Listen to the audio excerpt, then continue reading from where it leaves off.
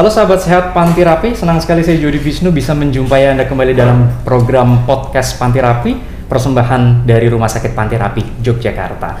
Kali ini saya kedatangan seorang narasumber dan tema yang akan dibahas juga cukup menarik. Pertama, saya akan perkenalkan dulu narasumber kita hari ini. Sebenarnya kita tidak perlu perkenalan karena semua sahabat sehat Panti Rapi pasti sudah tahu siapa beliau. Beliau adalah Dr. Ratna. Apa kabar dokter? Baik, Dr. Jody. Sehat? Sehat. Selamat datang kembali dalam program podcast Panti Rapi.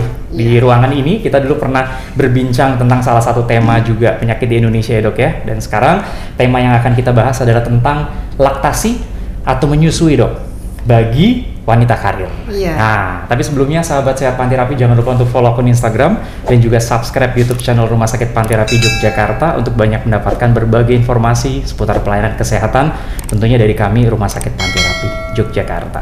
Dokter Ratna, ini kalau kita membahas tentang ibu menyusui. Ibu menyusui, kemudian wanita karir. Di saat zaman sekarang itu kan banyak orang yang ingin tetap bekerja, tetapi tentunya mau tetap bisa menyusui anaknya nih dok nih.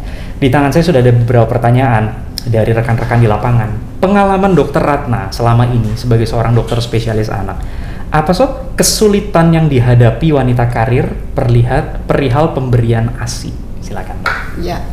Jadi kalau pemberian ASI itu tidak sekonyong-konyong.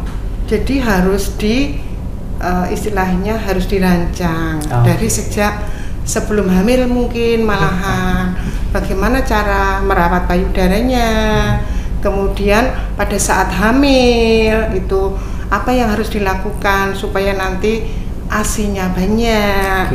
Begitu bayi lahir kemudian sudah bisa mendapatkan ASI itu, kemudian bagaimana nanti kesulitan-kesulitan pada saat bayi lahir tapi ASI belum keluar. Nah ini.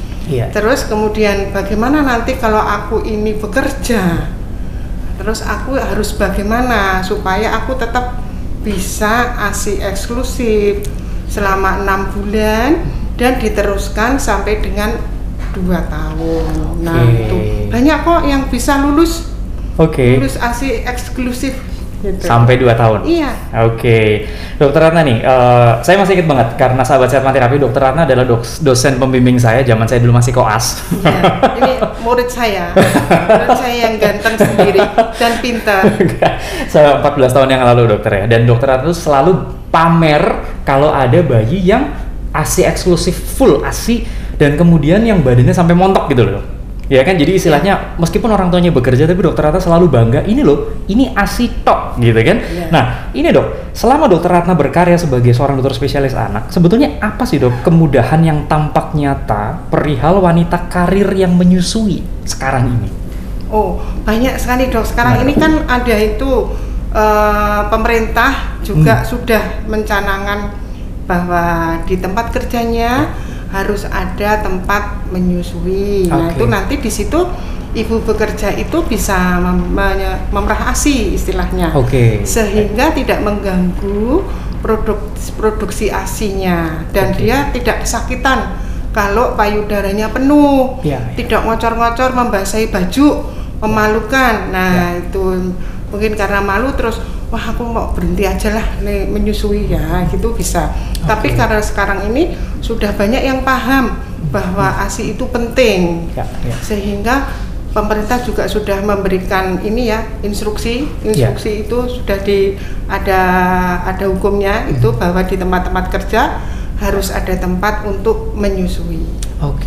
Jadi kemudahan itu sebetulnya sekarang lebih mudah dibandingkan dulu ya dok ya? Sebetulnya? Ya, kalau dulu mungkin kalau memerah ASI itu pada dirasanin, enak-enak dia memerah ASI, kita kerja-kerja iri hati deh. Iya. Sementara sekarang dengan regulasi pemerintah dan kantor dok, jadi atasan-atasan juga sebetulnya sudah mempersiapkan hal tersebut sebetulnya. Sudah memahami dan sudah mempersiapkan. Jadi lebih mudah, tergantung kita mantepnya dan kita usahanya. Jadi tidak ada alasan, aku kan kerja. Dulu saya kerja juga masih memerah ASI, masih menyusui anak saya juga sampai 2 tahun. Sampai 2 tahun dan ya jadi dokter juga ya.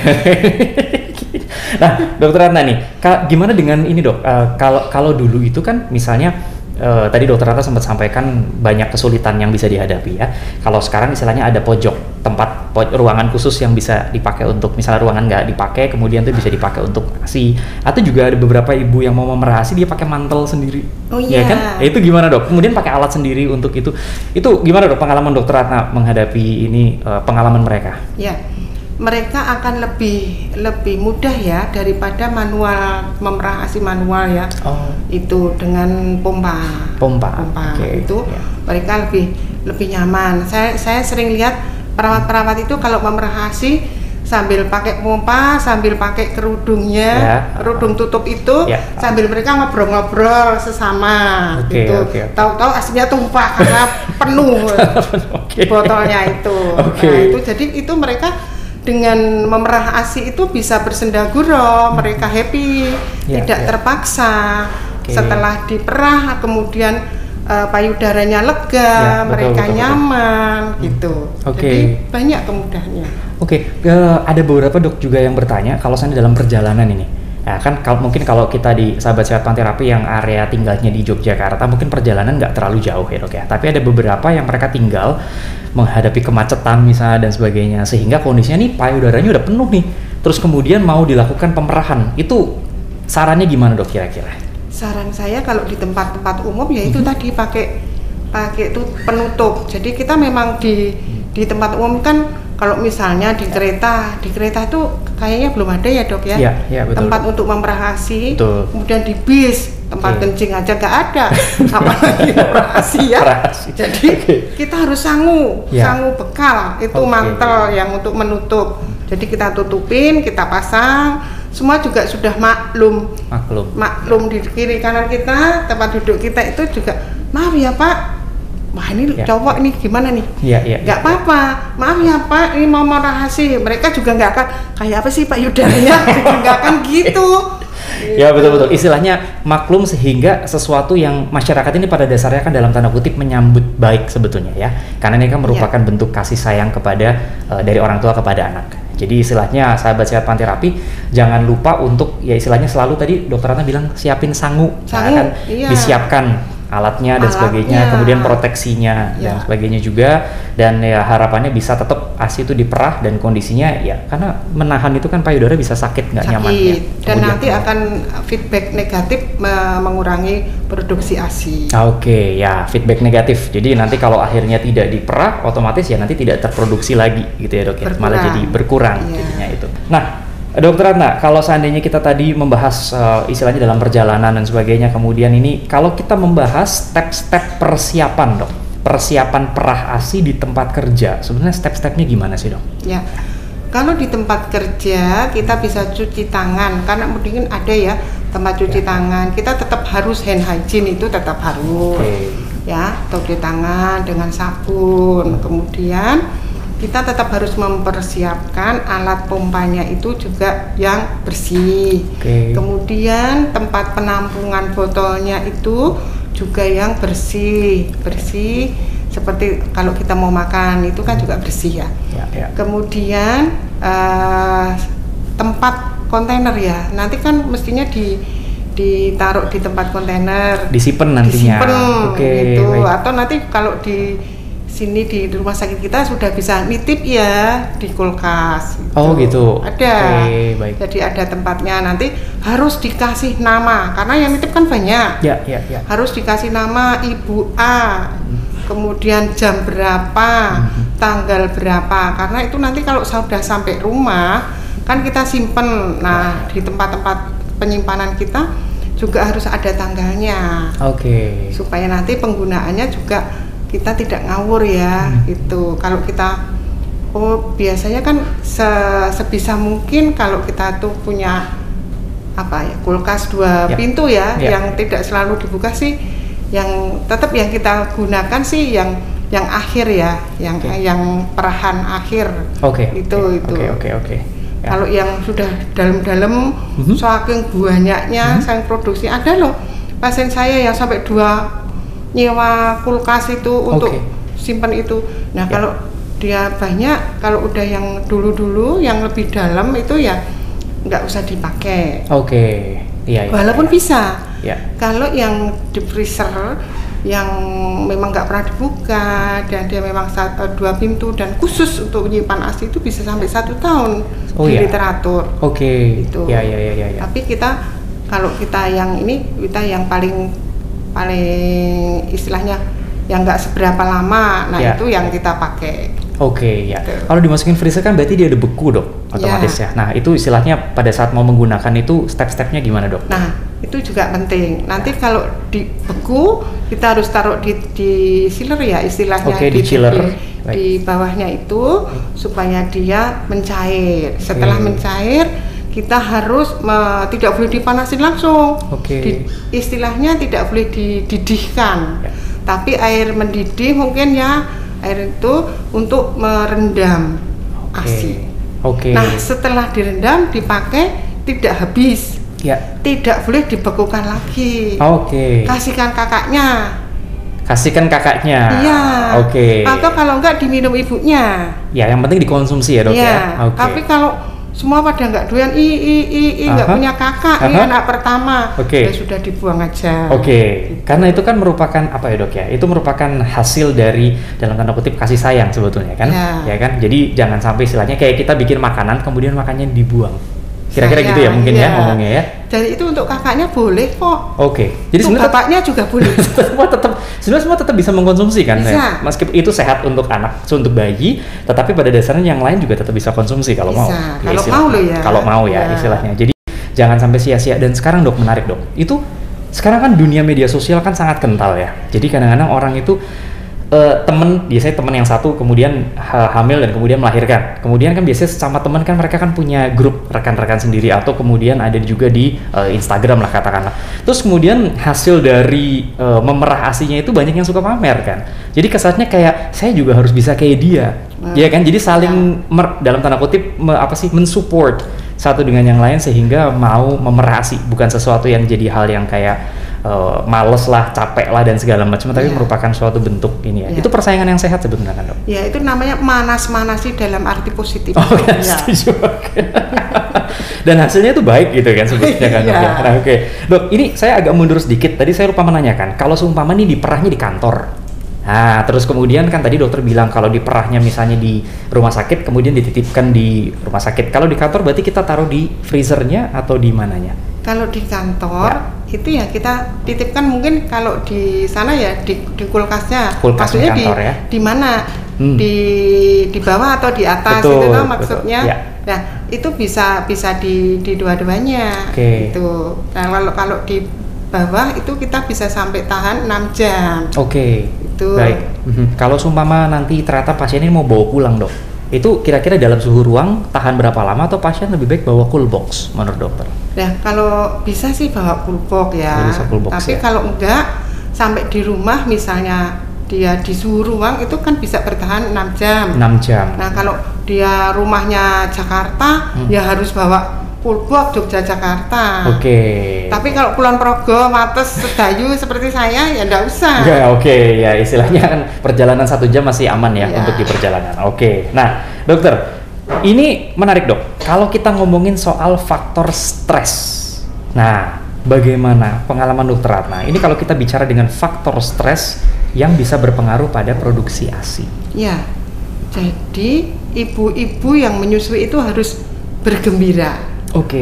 Bergembira sama bahagia beda ya, Dok.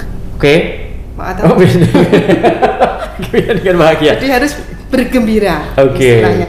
Jangan stres, karena kalau stres itu nanti akan menghambat hormon produksi ASI. Hormon oksitosin, hormon bahagia. Itu prolaktin itu. Jadi kalau nanti ibunya stres, dia akan menghambat itu hormonal itu sehingga produksinya sedikit. Nah, pada awal-awal ibu menyusui itu biasanya stres digawe dhewe. Tapi karena takut nanti kok nggak cukup, nah belum dijalani sudah bilang nggak cukup. Itu jangan sampai seperti itu. Atau stres yang sangat sering putingnya lecet. Nah, itu mau nggak mau tetap stres, Dok. Karena nyeri. Oke. Nah, Ya, jadi ya, ya. nanti kalau ada yang seperti itu datang ke rumah sakit Panti Rapih ya. Oke. Nanti poliklinik laktasi kita itu akan bisa sangat membantu yang seperti itu. Oke. Jangan khawatir. Ya, ya. Jadi istilahnya kan ini sering kali terjadi di masyarakat, Dok. Ya, bayinya nggak mau nyusuin dan atau asinya nggak. Ya. Ibunya nggak mau nyusuin. Nah, ini kan sering kali terjadi di rumah sakit. Ya, bayinya nggak mau nyusu atau susunya ini udah nggak keluar lagi air susunya. Itu kira-kira gimana, dokter? Kalau seandainya untuk dari segi konseling nantinya? Ya. Kalau biasanya kalau bayi tidak mau menyusu. Ya. Nah, ini harus kita deteksi dulu. Apakah bayi ini sehat? Apakah bayi ini sakit? Kalau bayi ini sehat, nah kenapa nggak mau nyusu? Apakah dia sakit di sekitar oralnya? Gitu. Ya. Apakah dia hidungnya mampet? Kalau hidungnya mampet, kalau dia mau menyusu kan juga nggak mau. Pastinya minta disendokin. Hidung mampet, mulutnya ngenyut gitu kan juga dia berarti nggak bisa napas. Betul, gitu. betul dokter. Kemudian atau ibunya asinya tidak banyak, sehingga istilahnya bayinya kurang marem. Ya itu. Nah itu sendiri-sendiri nanti pengatasannya di klinik laktasi nanti sudah piawe itu para bidan, para konselor laktasinya. Jadi sebenarnya persiapan laktasi atau pralaktasi lah kasarnya ya, itu sesuatu yang juga cukup penting untuk dilakukan ya dok ya? Sangat-sangat penting. Pralaktasi, jangan lupa sahabat sehat Panti Rapih, jangan hanya karena nanti mau melahirkan, terus kemudian asinya nggak keluar tiba-tiba panik. Iya. Dan kepanikan itu akan membuat, tadi dokter Ratna sempat bilang ya, lingkaran ya dok ya? Lingkaran setan, jadi udah stres, makin nggak keluar lagi. Iya. Kalau udah makin nggak keluar lagi, udah harus kerja, akhirnya males nyusuin. Iya, akhirnya cari jalan pintas. Yang akhirnya malah justru nggak dapet ASI. Iya, gitu kan ya? Jadi merugikan bayi.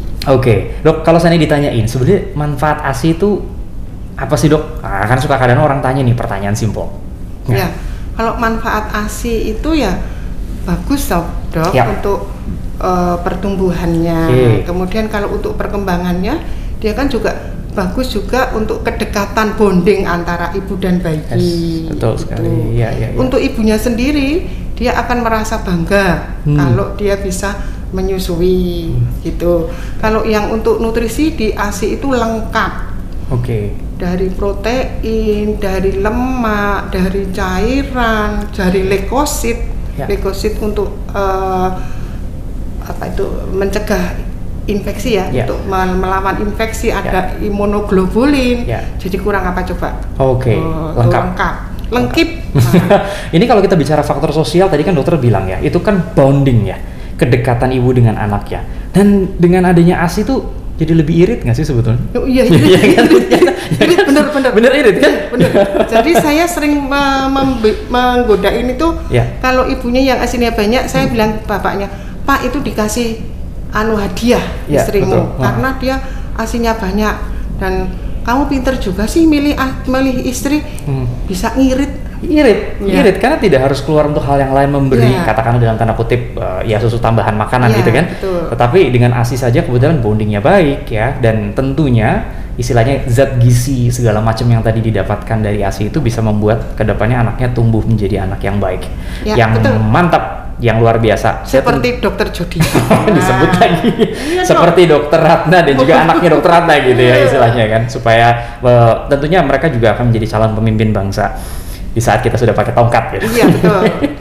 Harus menyiapkan generasi penerus bangsa. Itu tugas kita. Betul. Dan kita sebagai seorang dokter spesialis anak di Rumah Sakit Panti Rapih, tugasnya bukan kalau sakit tentunya kita berusaha untuk memaksimalkan terapi pada penyakit, tapi tentunya mempromosikan kesehatan juga jadi salah satu tugas kita dok ya, untuk membuat supaya tentunya sahabat sehat Panti Rapih dan keluarga tetap selalu sehat. Dokter Ratna, ini pertanyaan saya yang terakhir untuk menutup. Nggak pernah mau lama-lama kalau seandainya podcast supaya tetap bisa baunya juga terus-terusan, tetapi kalau dengan dokter Ratna tuh kita biasanya tetap akan selalu banyak yang dibahas.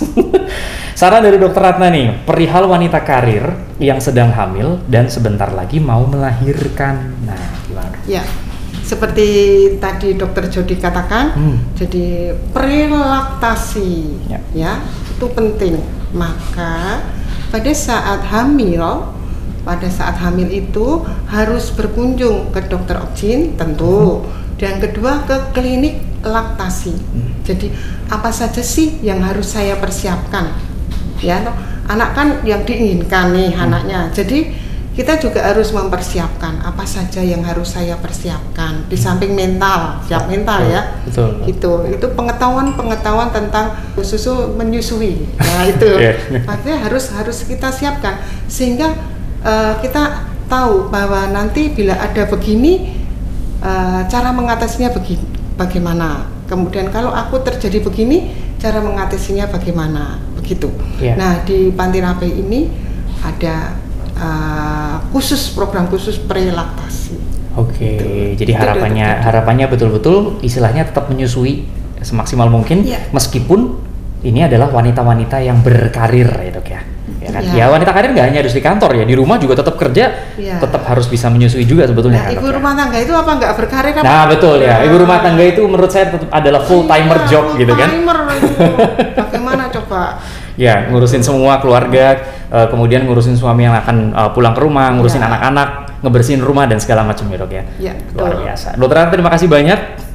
Luar biasa perbincangan kita hari ini, tidak pernah ada habis idenya kalau bicara dengan Dokter Ratna, karena sebetulnya faktor sosial ini sesuatu hal yang juga cukup penting ya dok ya, untuk bisa kita lihat dan juga untuk bisa diidentifikasi problemnya ada di mana sehingga nanti bisa menghasilkan sekali lagi generasi penerus yang akan menjadi pemimpin bangsa di kemudian hari. Betul. Oke, terima kasih sekali Dokter Ratna. Demikianlah sahabat sehat Panti Rapi perbincangan saya dengan Dokter Ratna seputar laktasi bagi wanita karir. Sekali lagi jangan lupa untuk follow akun Instagram dan juga subscribe YouTube channel Rumah Sakit Panti Rapi untuk banyak mendapatkan informasi seputar pelayanan kesehatan dan pelayanan lainnya di Rumah Sakit Panti Rapi Yogyakarta. Saya Jody Visnu undur diri bersama dengan Dokter Ratna. Kita jumpa lagi pada podcast selanjutnya. Salam sehat dari Rumah Sakit Panti Rapi sebagai sahabat untuk hidup sehat. Sampai jumpa.